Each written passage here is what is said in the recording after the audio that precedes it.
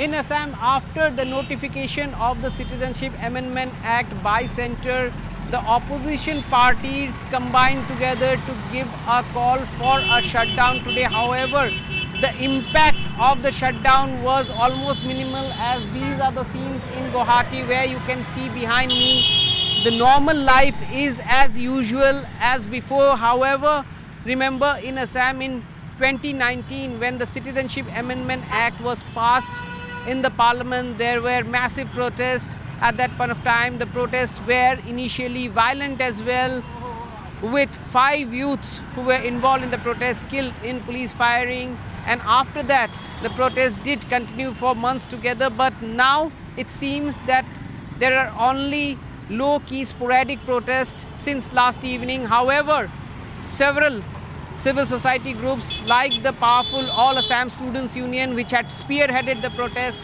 in 2019, have given a call for democratic protest in the state. There are other civil society groups who have also given similar calls. The opposition parties, which could not come together for a seat sharing as of now for the ensuing Lok Sabha elections, however, have tried to galvanize forces on this issue, trying to make CAA a poll issue. The government has been cautious. In fact, massive security arrangements have been made across the state so as to avert untoward incidents. However, the BJP leadership in the state, including the Chief Minister, had been very cautious in their response. In fact, the Chief Minister has said that CAA was passed in the parliament long back and only now the ground rules have been notified. So therefore, those who are protesting should go to the court. In fact, the opposition parties have been served notices by the Assam police citing a Guwahati High Court order of 2003 where the government can actually initiate cases. In fact, the government can also initiate process of recovery of losses if there is loss to public property or economics due to shutdowns or band called by individuals or group. In fact, under that section, notices have been served to opposition parties, while the opposition claims that the government is trying to do a clampdown on opposition against the CAA notification. But what has to be understood here is that the opposition to Citizenship Amendment Act in Assam is fairly different than other parts of the country. In Assam, the civil society groups have opposed the CAA in 2019 largely because they feel it dilutes the Assam Accord of 1985. Now, according to the Assam Accord, there is a cut-off year of 1971, after which anybody who had come into Assam will not be given a citizenship of Assam. So, primarily, right from independence, the political narrative of politics in Assam had revolved around the question of who is a foreigner, who is an illegal immigrant, and who is not in Assam.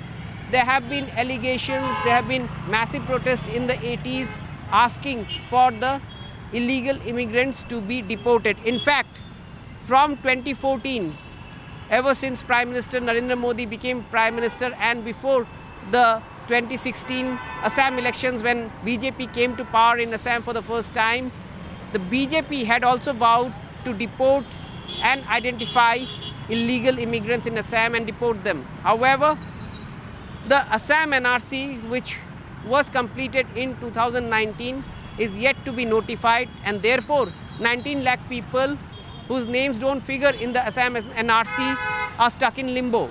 And under such a circumstances, perhaps the implications of CAA in Assam is little different than rest of the country.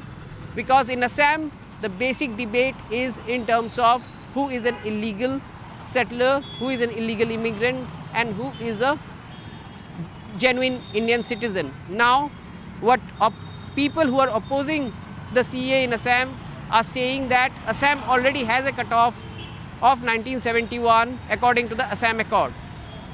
And there are clauses of Assam Accord like the clause 5 and the clause 6 which still remains unimplemented. Under such circumstances, those who are opposing CAA here claim that the CAA with a cutoff of 2014 dilutes the Assam Accord. Now the BJP says that it has respect for the Assam Accord, but the BJP here claims that the NRC in Assam needs to be reviewed, and therefore the big question is, those 19 lakh people, among those 19 lakh people, if there are people who are eligible to apply under CAA, will they be able to apply under CAA in Assam?